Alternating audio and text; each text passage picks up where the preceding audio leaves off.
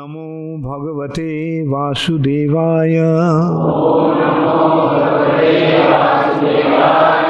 Om Namo Bhagavate Vasudevaya.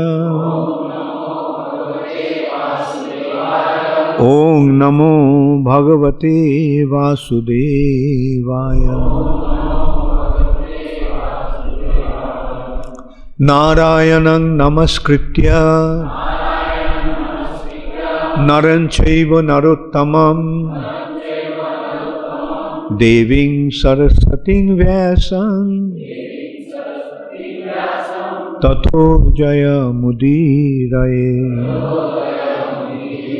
Nashtaprayeshu Abhadreshu Nityam Bhagavata Sevaya Bhagavati Uttama Shloke Bhaktir Bhavati Naistike.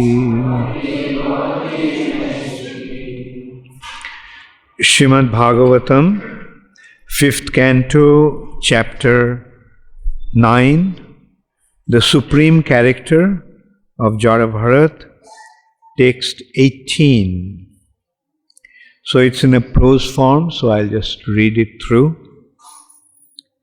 Brisham Amarsha Rosha Besha Ramasha-vilasita bhru-kuṭi bitapa kutila dangshrāruṇa-īkṣaṇa topati bhayanaka badana hantu-kāmevedaṁ mahāṭṭa-hāsam ati-saṁrambheṇa vimunchanti tata utpatya papiyasang dushtānaṁ tenaivāsina vivṛkṇa-śīrṣṇā galoto sravantam asṛg-āsavam ati-uṣṇam saha ganena nipīyāti-pāna-mada-vihvaloccaistarāṁ sva-pārṣadaiḥ jagau nanartaca vijaharaca śiraḥ-kanduka-līlayā. Translation by His Divine Grace Srila Prabhupada. Intolerant of the offenses committed, the infuriated goddess Kali flashed her eyes and displayed her fierce carved teeth. Her reddish eyes glowed, and she displayed her fearsome feature. She assumed a frightening body, as if she were prepared to destroy the entire creation. Leaping violently from the altar, she immediately decapitated all the rogues and thieves with the very sword with which they had intended to kill Jarabharat. She then began to drink the hot blood that flowed from the necks of the beheaded rogues and thieves, as if this blood were liquor. Indeed, she drank this intoxicant with her associates who were witches and female demons.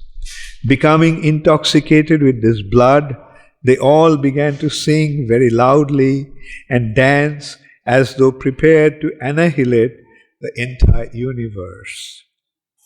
At the same time, they began to play with the heads of the rogues and thieves, tossing them about as if they were balls. Okay, please repeat after me. Intolerant of the offenses committed, the infuriated goddess Kali flashed her eyes and displayed her fierce carved teeth. Her reddish eyes glowed,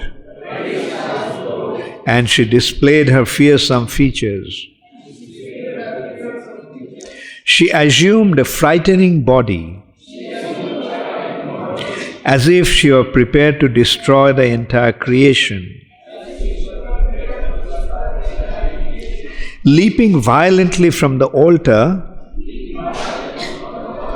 she immediately decapitated all the rogues and thieves with the very sword with which they had intended to kill Jarabharat. She then began to drink the hot blood that flowed from the necks of the beheaded rogues and thieves, as if their blood were liquor. Indeed, she drank this intoxicant with her associates, which were witches and female demons. Becoming intoxicated with this blood, they all began to sing very loudly and dance as though prepared to annihilate the entire universe. At the same time, they began to play with the heads of the rogues and thieves, tossing them about as if they were balls. Purport by Srila Prabhupada. It is evident from this verse that the devotees of Goddess Kali are not at all favored by her. It is Goddess Kali's work to kill and punish the demons. Goddess Kali, Durga, engages in decapitating many demons, dacoits, and other unwanted elements in the society. Neglecting Krishna consciousness, foolish people try to satisfy the goddess by offering her many abominable things. But ultimately, when there is a little discrepancy in this worship, the goddess punishes the worshippers by taking his life.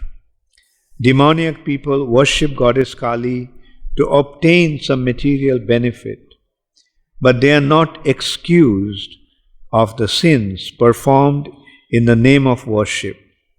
To sacrifice a man or animal before the deity is specifically forbidden.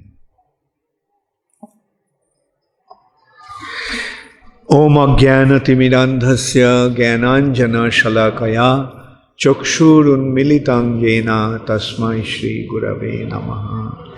Nama Om Vishnu Padaya Krishna Prishthaya Bhutale Srimate Bhaktivedanta Swami Niti Namine Namaste Saraswate Deve Gauravani Pracharine Nirvishesha Shunnavadi Paschyatta Dishotadine Shri Krishna Chaitanya Prabhu Nityananda Shri Advaita Gadadhar Shivasadi Gaura Bhakta Vrinda Hare Krishna Krishna Krishna Hare Hare Hare Rama Rama Rama Hare Hare.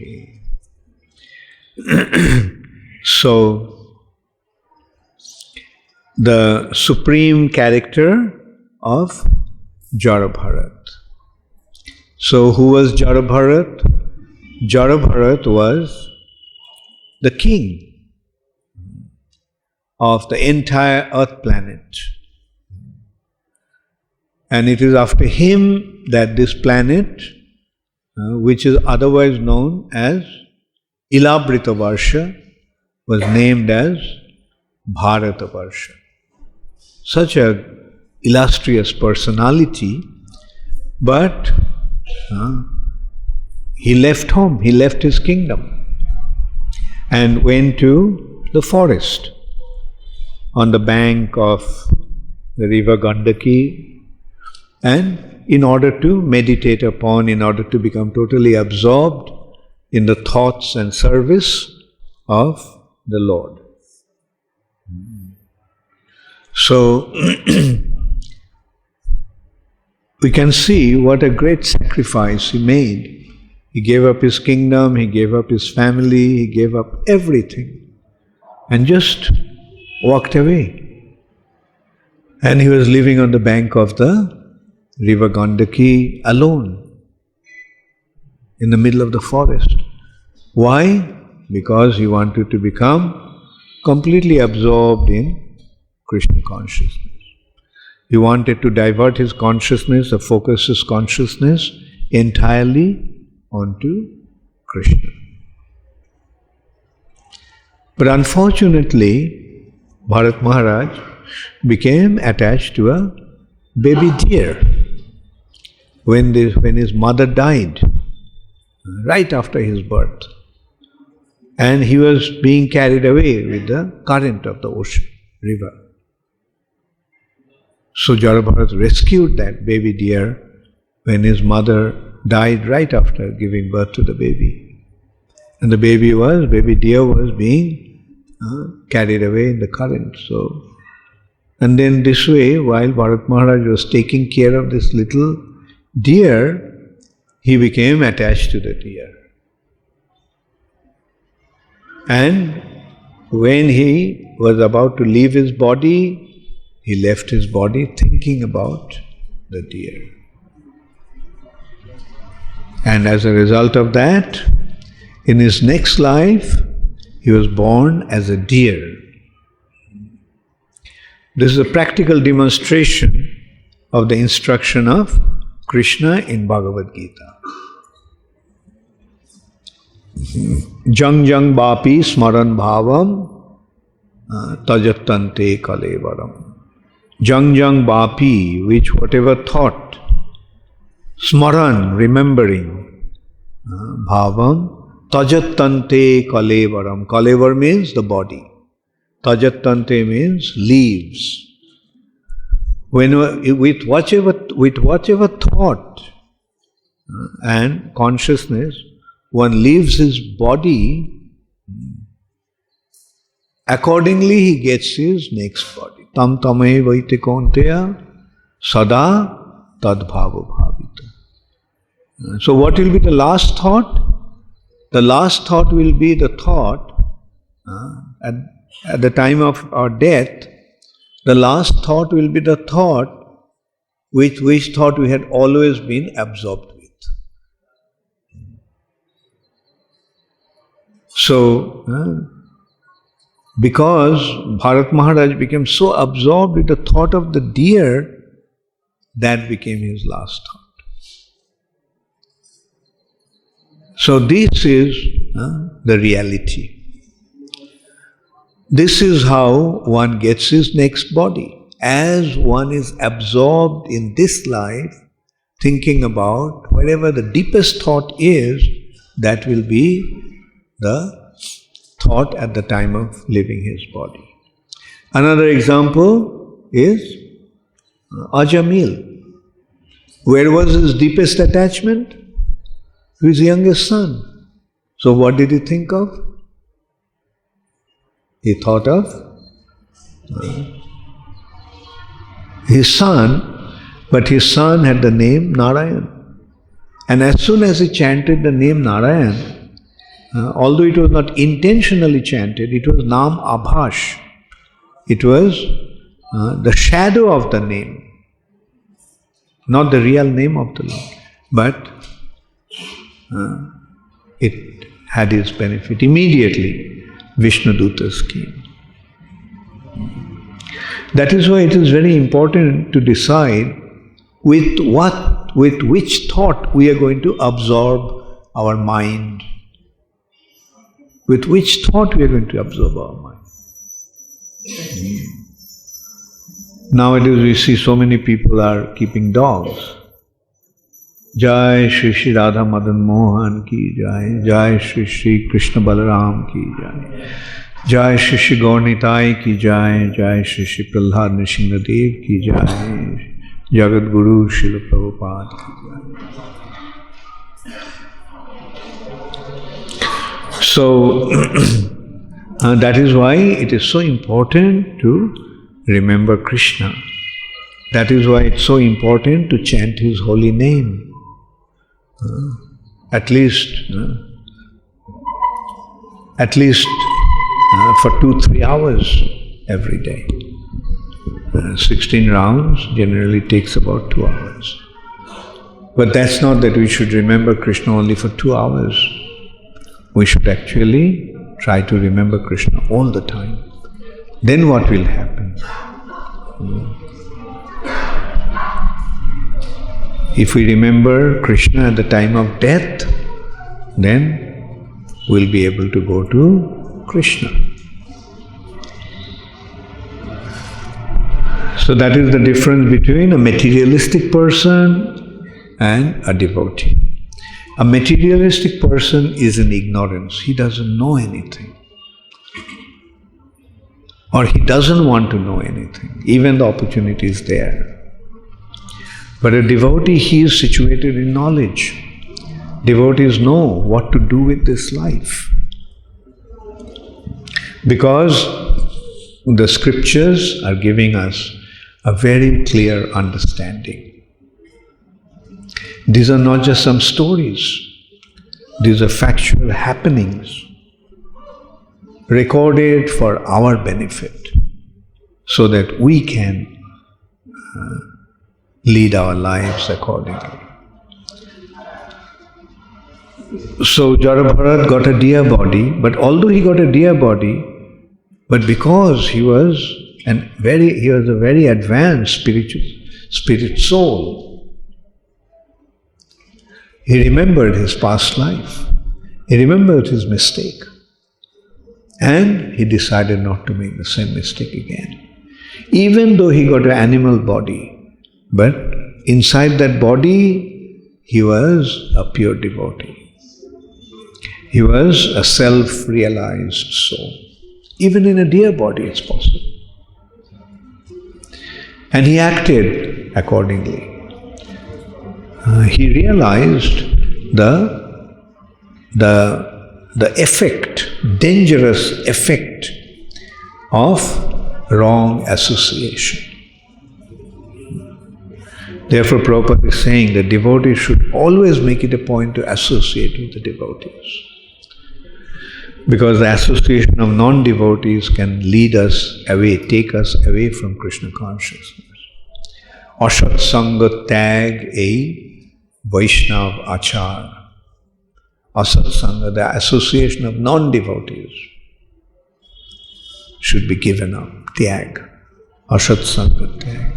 A Vaishnava achar is the behavior or activity of a devotee. A devotee must stay away from non-devotee association, only for the sake of preaching, not for anything else. So, and as a result of that, Bharat Maharaj could remember his past life and he acted accordingly. But in next life, he was born in a Brahmana family, born as a pure devotee. He was an advanced soul, even in the body of a deer, but that body did not allow him to become engaged in devotional service.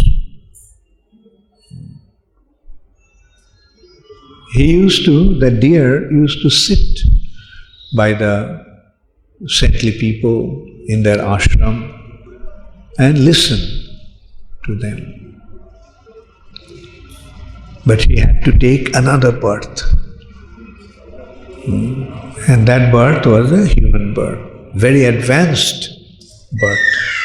The birth of a pure devotee in a Brahmana family, as the son of a Brahmana's youngest wife.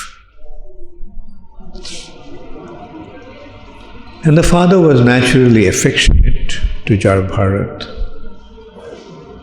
Before that, this time Jarabharat acted as if he was deaf and dumb, as if he was retarded. He couldn't speak, he couldn't understand anything. Deaf, he couldn't hear, and dumb, he couldn't speak. And he used to pretend in that way. He was a pure devotee, he was completely self-realized. But he was pretending. Why? Because if he showed himself as a very brilliant boy, then what will happen? Everybody will be so attached to him. Everybody will glorify him. And as a result of that, he will develop attachment to his family members. Therefore, he didn't want to take a chance. No more attachment to anybody. So that's why he behaved in that way, and everybody thought that he was retarded, he was mad, he was useless. His father was affectionate to him, and his father, since he was born in a Brahmana family, he wanted to have him the necessary purificatory process of initiation.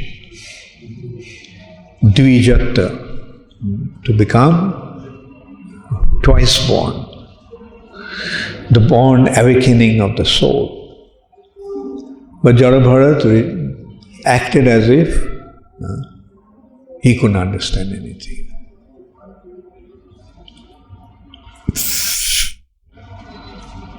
So this is how Jarabharat was acting. His father would try to make him understand the shlokas, understand the recite the mantras, but he would pretend as if he couldn't understand anything. Finally, his father gave up. But although Jarabhara didn't go through the purificatory process, but he was a pure devotee at heart.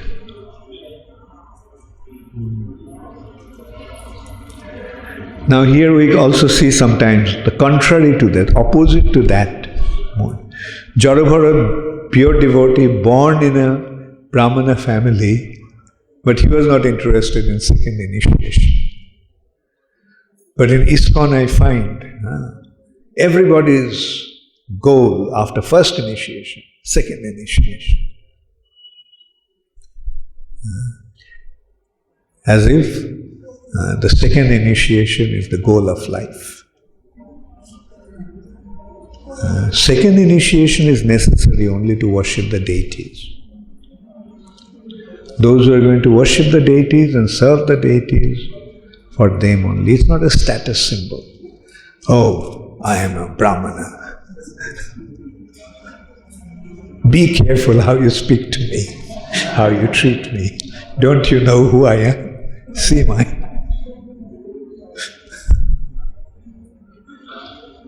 Actually, devotees, time and time again I tell the devotees, the most important mantra is the Maha Mantra. Gayatri mantra is the mantra, but Hare Krishna mantra is the Maha Mantra. What is superior? Just mantra or Maha Mantra?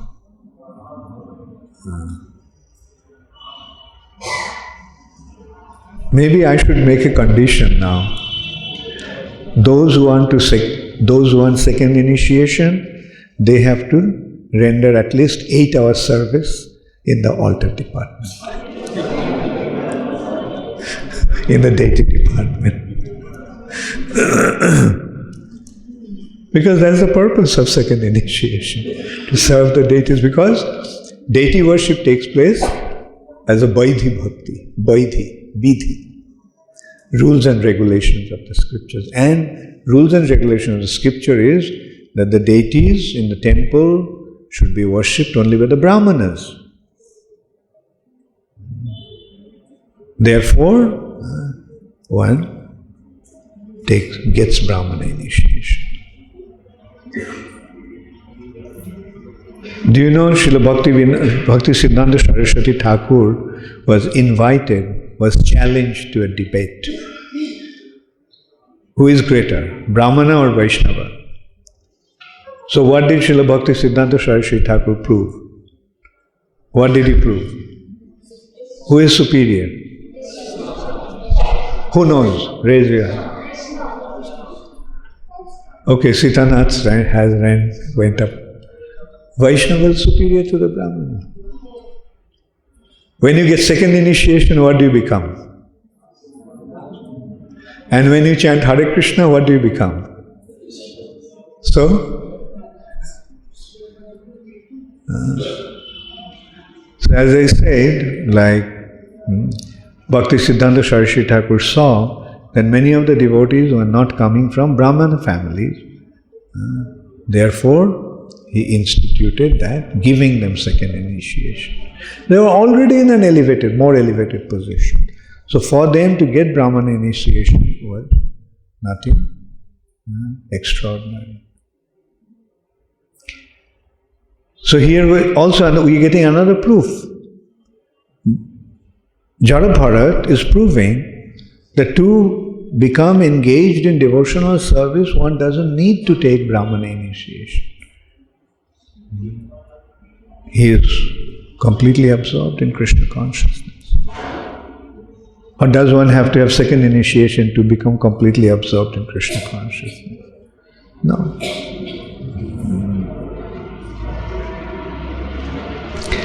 So,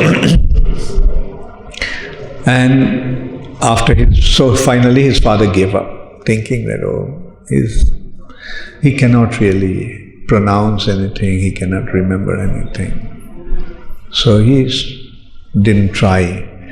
But then, when he died, his youngest wife also followed him. So now Jada Bharat is alone. His father was very affectionate towards him. And his stepmother and his stepbrothers started to treat him very badly. They deprived him of his family inheritance. They stole away his property, thinking that this guy doesn't know anything, so what he'll understand about property and things. And they would give him some abominable food just to eat and make him work from morning till night. And this description is, now it's coming to one night, Jada Bharat was kept in the field to guard the field. Because when the harvest is ripe, then wild animals may come and destroy the harvest. Therefore, somebody had to stay there at night and guard the field. Many of you are from the villages, so you know how to do that. I have seen it also. They take a tin and they tie a wooden thing in there, and as they rock it by pulling, then it acts like a bell. And then the animals run away, being afraid. When the animals come, one just pulls that and it makes a noise and the animals run away. So Jada Bharat in this way was guarding the field. In the meantime, so it was a new moon night, moonless night. And that night is very conducive for worshipping Kali, Amavasya Rat. And this night is considered to be very conducive for the dacoits to go out in their robbing venture.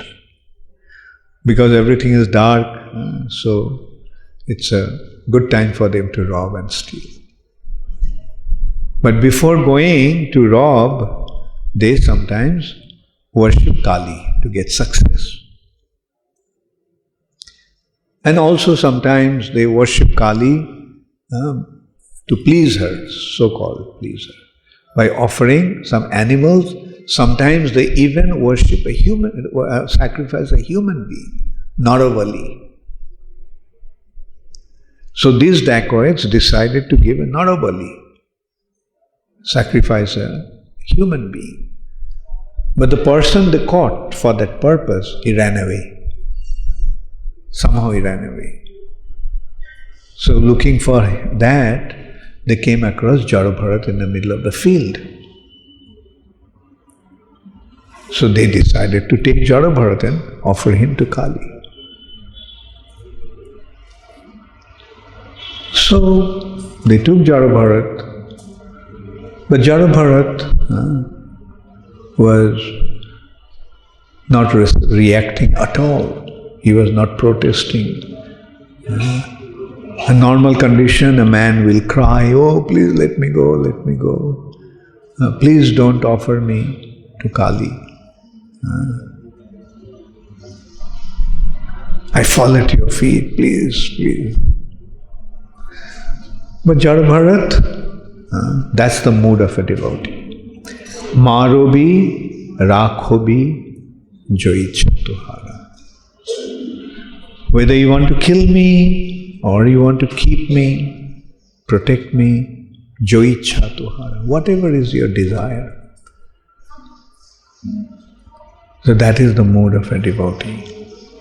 And that is the mood that Jarabharat displayed. So they bathed him, that's what they do. Bathed him, then purify him by chanting some mantra.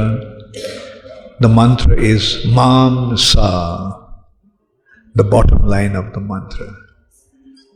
That whatever I am doing to you, you will do it to me. They make a condition this way, the animal that they are going to sacrifice. Mam, to me, Sa, he.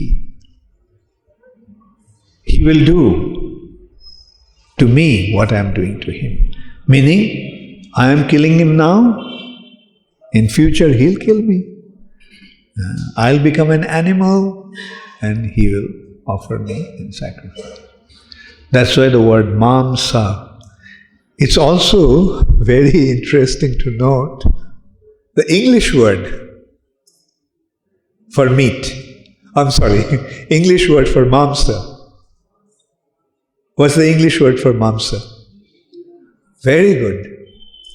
How do you spell it? M-E-A-T. Now doesn't it sound me, M-E, eat, E-A-T. Me, eat. You will eat me. So you see the link between Sanskrit and English. Mam, sa, me, eat.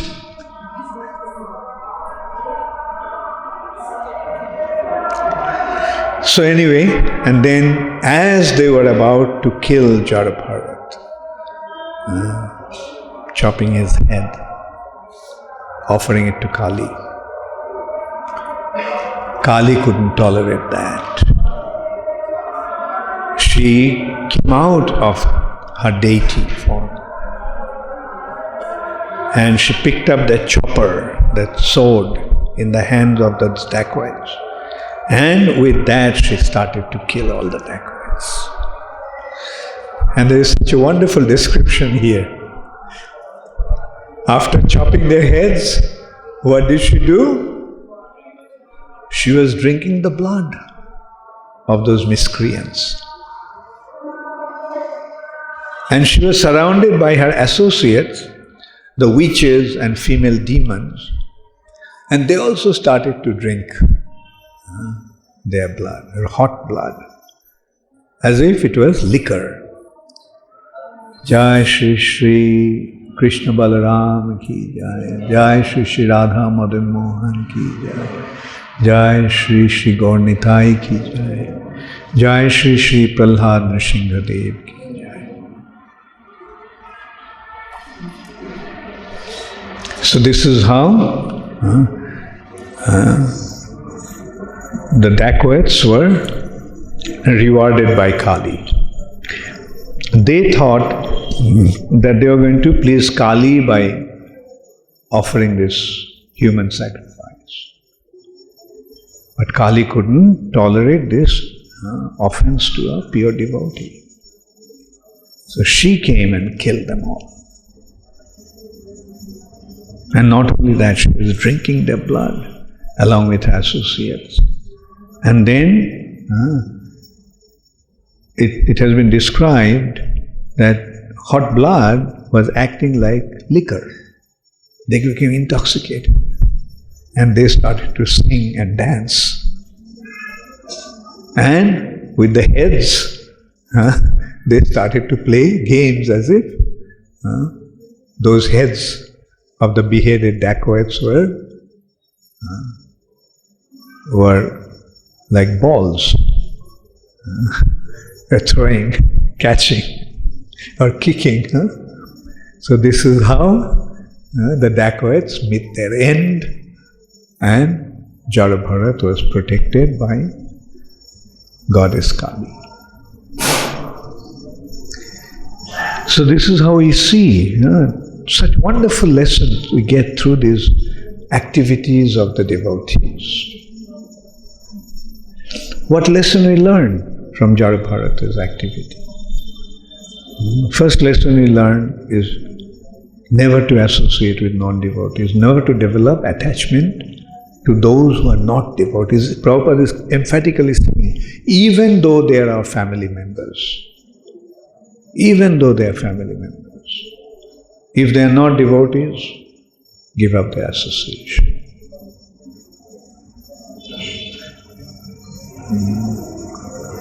So, if the parents are not devotees or want to take to Krishna consciousness, give up their association.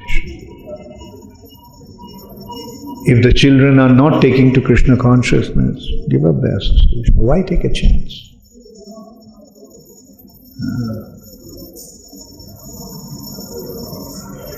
So these are the lessons that are being taught in Krishna consciousness. On the other hand, those who associate, those who are devotees, even though they may have been our enemies, we should associate with them.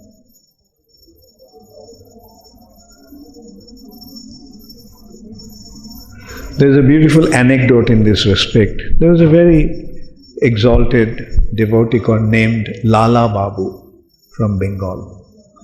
He was a big landlord, zamindar. And Lala Babu became a devotee and gave up everything, went to Vrindavan. And he went to his guru asking for initiation. Guru said, no, you have to wait for some time. So Lala Babu thought that maybe his attachment to material things is too deep, too great. So he thought, okay. So he gave up all his wealth. Whatever wealth he had with him, gave it up. So he approached his guru. So you have to wait for some time. So he asked, then he thought, maybe I'm not renounced enough. So although he was a very wealthy landlord, like a king, he started to beg Madhukari in Vrindavan, going from house to house, begging. Still his guru asked him to wait. So when Lala Babu was begging, there was one house where he did not go begging. That was the house of his arch enemy. He was still a very wealthy person, this other person. And so he used to avoid that house. He had a big house in Vrindavan. And so one day while going by, Lala Babu thought that, why should I think in terms of enemy and friends? It may have been happened in the past. Now I am surrendered to Krishna, Chaitanya Mahaprabhu. So this time he just went to the gate of this enemy. And when the news reached to his enemy that Lala Babu came begging to his house, he ran himself and fell at his feet, begging forgiveness. And Lala Babu picked him up and embraced him. That day, when he went to his guru, he told him, okay, get ready for initiation. So that is the thing, like a devotee should not have any feeling of enemy and friends in his heart. In his eyes, everyone is samadarshi. Everyone is a part and parcel of Krishna. That is how hridaya nirmalo bhelotai. The heart becomes completely free from impurities or mal.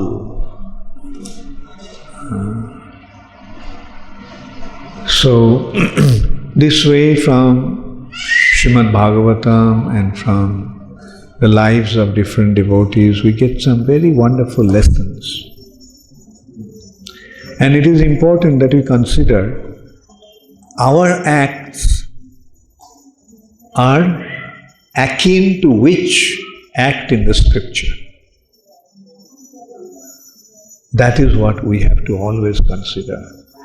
Am I acting like Arjun or am I acting like Duryodhana? Often we'll find that our acts are more like Duryodhana's act than Pandava's acts. Often our acts are more like, or rather often we don't really act like Prahlad Maharaj. Often we don't act like Bharat Maharaj and so forth. Vidura, Maitreya. So we have to understand that these scriptures are our guidelines. We must mold according to the instructions of the scriptures. The Bhagavat, Grantha Bhagavat is there to turn us into person Bhagavats. Person Bhagavat, a pure devotee, is he who acts according to the scriptural injunctions, Bhagavat's instructions. And when we take these instructions or when we meditate upon these wonderful informations, wonderful examples, our hearts naturally become purified. Then we realize we have nothing to gain in this world besides Krishna consciousness. Then we realize, na dhanam, na janam, na sundari. And that's the instruction we are getting from Bhagavad. Na dhanam, na janam. Bharat Maharaj gave up his opulence which is beyond anyone's imagination. Bharat Maharaj had so many followers, like he was the king of the whole world. And Bharat Maharaj must have been surrounded by so many beautiful women, his wife and other women. So they all were so beautiful. But his mood was na dhanam, na janam, na sundaram, and he walked away. And what should he desire? Mama janmani janmanishwari bhavatad bhakti rahaitu. That we can get your unalloyed devotion, ahaituki bhakti, life after life. This indicates the devotees don't even desire for liberation. Devotees are completely unconcerned about liberation. The reason is the devotees are already liberated. Because they are already liberated, that's why they don't aspire for liberation. What they actually aspire for is devotion. Mama janmani janmanishwari. Because that is our ultimate goal. Gaur Premanande Hari Srila Prabhupada ki. Does anybody have any question or comment? Jananivas Prabhu, Pankajangri Prabhu, any comment?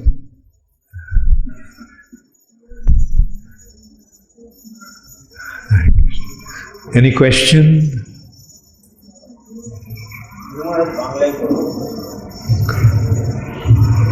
ওখানে প্রশ্ন আছে? আচ্ছা, এখানে দাও।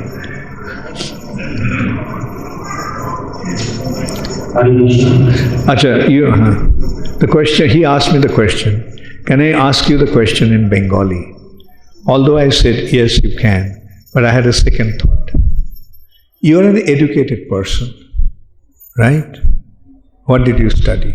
How far did you study? কতদূর পড়াশোনা করেছো? আচ্ছা, okay, then it's okay. Okay, Bengali.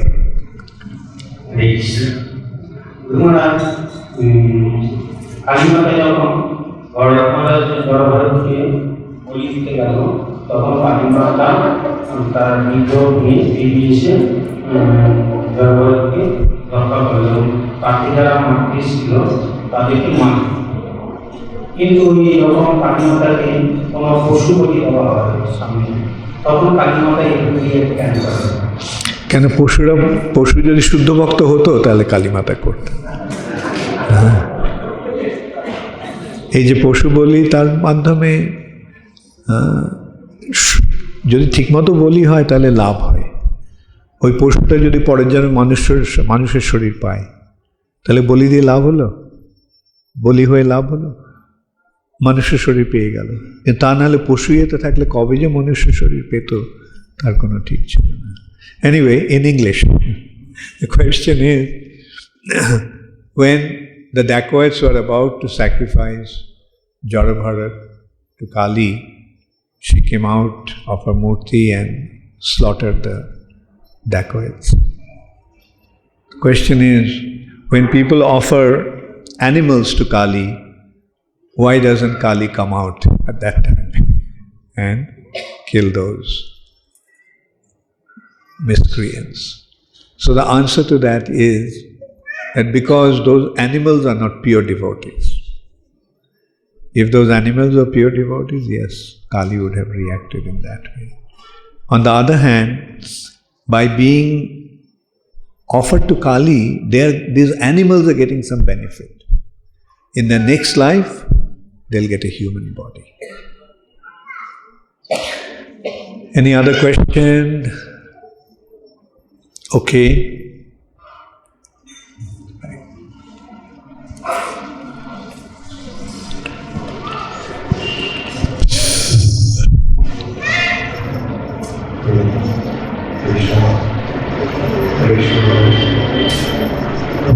It's okay.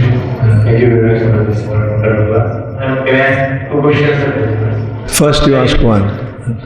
In case of Jarabharat, he's not protested because he was dependent on the Lord. But how much dependency and endeavor we should show in the service? We are facing some problems in our life.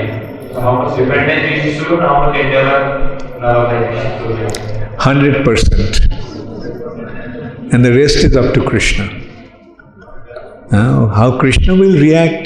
Krishna is not sitting with a calculator. Oh, 70%. He will see your devotion, and if he wants, he can protect, or he may not protect, as that is our understanding. It's up to you, Krishna, whether you'll kill me or keep me. Right? But on my part, I must try to give myself 100%. Alright? So how many percentage is your indicator showing? How much is showing? Okay, thank you. Okay, second question. As Goddess Kali is a devotee of the Lord, so how she can drag the blood? Devotee of the Lord. Is a Vaishnava. Goddess Kali is a devotee, pure devotee of the Lord. So now how we can understand this? She is drinking the blood. Okay.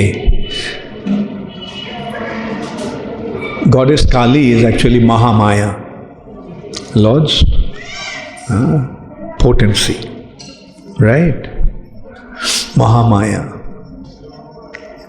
personification of the Lord's external nature, right? Bahiranga Prakriti.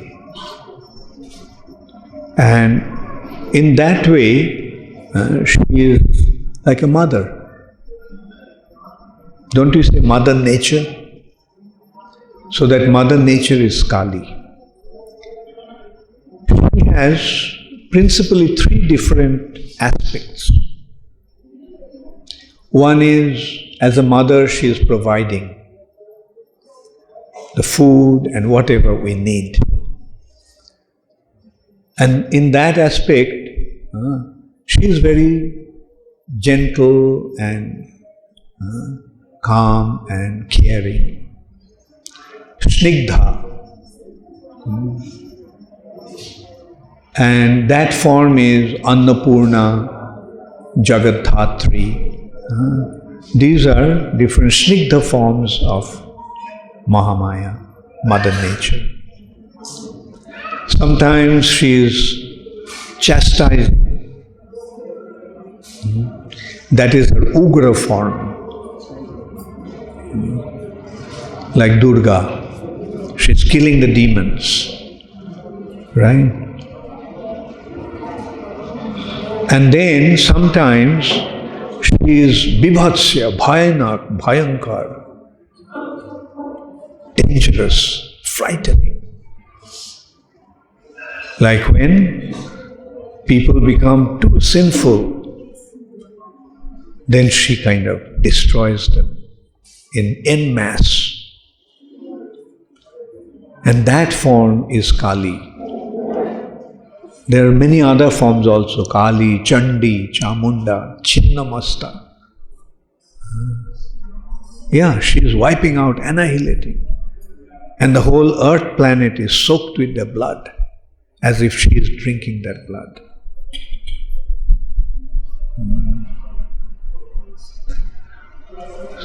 Therefore, these are different forms of Mother Nature or Mahamaya. That's why devotees don't need to worship Kali. Because this devastating form do not appeal to the devotees. But the demons, they're afraid of that form. That's why they, please don't kill me, don't kill me. When Mother Nature is destroying everything, everybody, their mood is, no, please don't, they're asking for protection to that devastating form. But do they get saved by praying to her? No. According to their karma, they will get their reactions.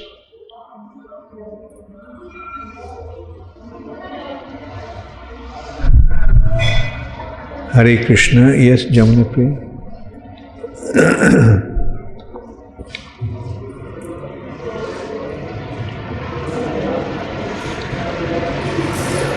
Thank you very much for the question. Maharaj, you mentioned about the Gayatri mantra, that it's necessary for doing deity worship. So Maharaj, just one question came to mind that devotees who are not doing actively any pujari worship, how should they, what is the purpose for them to be chanting Gayatri mantra? What effect will it have? Okay, now that you became a Brahmani, take up the Brahmini occupation, do some service to the Lord and deities. Yeah. All right? That was what you wanted to know. Yes, also I was wondering that when we are chanting Gayatri mantra, how is it affecting us? Okay. Yeah, it's a meditation. It's a mantra for meditation. Gayatri is for meditation. Whereas Hare Krishna Mahamantra is meditation, loud singing, and collective singing. Anything. That's why it's Mahamantra. So Gayatri Mantra, one meditates, and Prabhupada said by meditating on Gayatri, one learns also how to meditate on the Mahamantra. Because Mahamantra generally we don't meditate. Even Hare Krishna Mahamantra, when we chant japa, which is actually, japa means meant for meditation.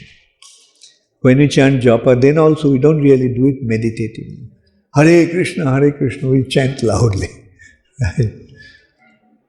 But there is a need for deeper with the mantra.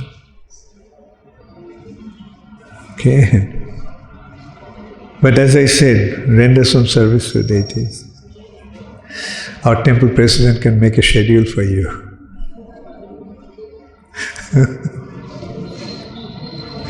Hare Krishna, Gaur Premanande, Hare Hare, Srila Prabhupada ki.